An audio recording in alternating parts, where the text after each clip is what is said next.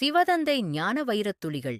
இனிமையான குழந்தைகளே, சங்கமயுக நேரத்தில்தான் நம் பிராமண குலத்தின் இந்த சிறியதான உலகம் உள்ளது. சிவனுடைய பேரக் குழந்தைகள், பிரம்மா சரஸ்வதியின் வாய்வழி ஞானம் பெற்ற குழந்தைகள் ஆவோம். நமக்கு சுகம், சாந்தி, பவித்ரதா இவற்றின் பெரிய உரிமை கிடைக்கின்றது. எப்பொழுது தந்தை கொடுப்பதில் தயக்கம் காட்டுவதில்லையோ அப்பொழுது பெறுபவர்கள் ஏன் தயங்குகிறீர்கள்? உயர்ந்த சம்பந்தம் கிடைத்திருக்கும் இந்த நேரத்திற்குத்தான் அனைத்து அர்ப்பணம்.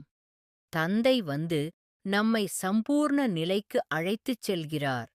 எதுவரை ஆத்மாக்கள் தூய்மையாக மாறவில்லையோ அதுவரை உலகம் சுகம் நிறைந்ததாக ஆக முடியாது.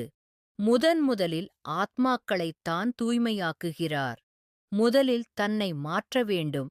எப்பொழுது நாம் சுயம் தன்னை மாற்றுகிறோமோ அப்பொழுது அதன் அடிப்படையில் உலகம் மாறும்.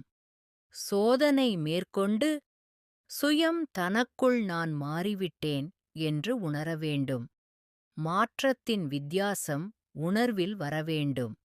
இந்த விராட நாடகத்தின் அனைத்து பாகங்களும் பரீட்சித்து பார்க்கக்கூடியவையாக உருவாக்கப்பட்டுள்ளது. ஆசைகளற்ற யோகிதான் நிரந்தரமான சுகத்தை அடைகின்றார். ஒவ்வொரு குழந்தையும் வரக்கூடிய பரீட்சைகளை முன்கூட்டியே எதிரில் வைத்து அதற்கான பயிற்சியில் ஈடுபட்டு சென்று கொண்டிருக்க வேண்டும்.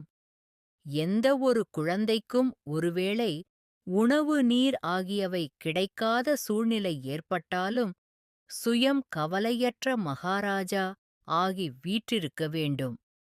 எப்பொழுது ஒளி சொரூபமாக ஆகி அமர்ந்திருக்கிறீர்களோ அப்பொழுதுதான் அவரது யோகத்தின் சக்தி என்னுடைய வதனத்திற்கு வரும். அப்பொழுதுதான் அந்த ஒவ்வொருவரின் சம்பூரண நிலையின் ஒளி அவர்களுக்குள் பிரவேசமாகும். அந்த நேரத்தில்தான் பிறகு சக்திகளின் மகிமை வெளிப்படும். எவ்வளவு ஞானத்தின் அடிப்படையில் மனநிலையின் தன்மை இருக்கின்றதோ அவ்வளவு பிரேரணைகளை புரிந்து கொள்ள முடியும்.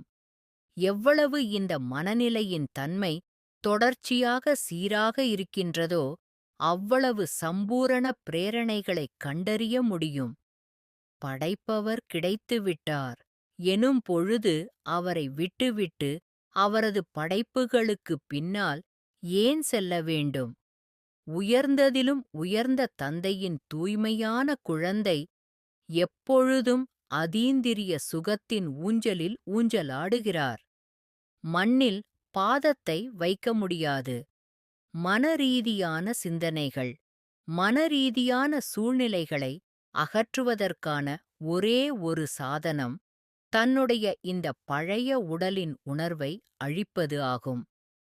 தேக அபிமானத்தை அழிப்பதன் மூலம் அனைத்து வித சூழ்நிலைகளும் அழிந்துவிடும். நல்லது. சிவதந்தை தந்த வரதான நினைவின் பிராப்தி. Manifestation of this day. ஓம் சாந்தி. இனிமையிலும் இனிமையான ஞானக்கடல் எனது பரம ஆசிரியர் சிவபாபாவுக்கு அன்பு நினைவுகளும் வணக்கங்களும்.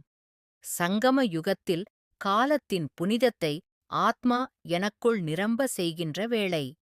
சுயம் பரிவர்த்தனைக்காக உயர்ந்த நிலை பெற்று புதியதோர் உன்னதமான கல்ப வாழ்விற்காக எல்லையில்லாத தந்தை எனக்கு தந்திருக்கும் சமயம் இது. பவித்ரதா, சுகம், சாந்திக்கான முழுமையான ஆஸ்திகளை எனக்குள் நிரப்பிக்கொள்ள கிடைத்திருக்கும் காலம்.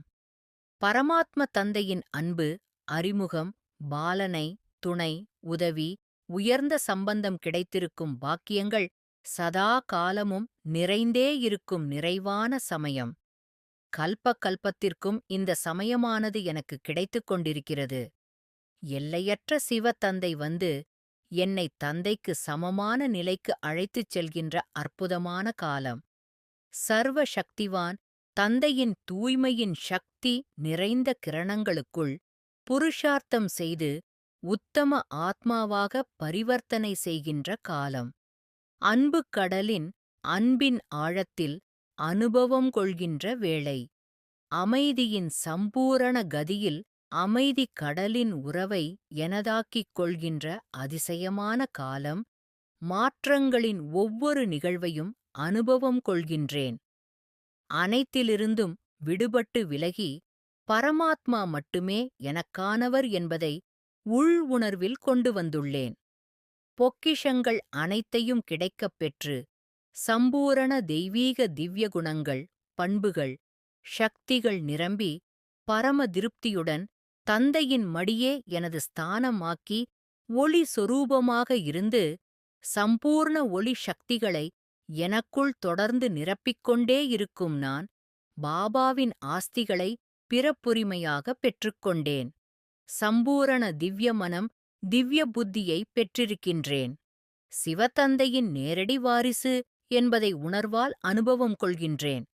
தந்தையின் ஆஸ்திகளை பூரணமாகப் பெற்று, நிறைந்து, மேலும் மேலும் பெற்றுக்கொண்டே உயர்நிலையை உற்சாகத்துடன் எல்லையற்றதாக உயர்த்திக் கொண்டேன். அதீந்திரிய சுகங்களில் அம்சங்கள் வம்சங்களோடு சிவதந்தையின் மனதில் இடம் பிடித்து, அமைதியாக, ஆனந்தமாக, முழு திருப்தியாக, பரம பவித்திர ஆத்மாவாக அனுபவிக்கின்றேன். ஆத்மா, நான் அனைத்து ஜென்மங்களுக்கும் தந்தையின் உயர்ந்த துணையை ஆசீர்வாதமாகப் பெற்று சேமித்து வைத்துக் கொண்டிருக்கின்றேன். சங்கமயுகம் முழுவதும் தந்தைக்கு சமமாக, தந்தையின் கல்யாணக்கார பணிகளில் தந்தை விரும்பியபடி நடந்து, பரந்தாமம் இனிமையான சொந்த வீட்டிற்கு கம்பீரமாக, தந்தை அரவணைத்து அழைத்துச் செல்லும் காலத்திற்காக மட்டுமே காத்திருக்கும் சிரேஷ்டங்கள் நிறைந்த ஆத்மா நான். நல்லது. மன்மனாபவ. தன்னை ஆத்மா என உணர்ந்து, ஆத்மாவின் தந்தையான பரமாத்மாவை அன்போடு நினைவு செய்தால், ஆத்மாவில் இருக்கும் 63 ஜென்மங்களின் பாவ கர்மங்கள் அழிந்து போகின்றன. ஓம் சாந்தி.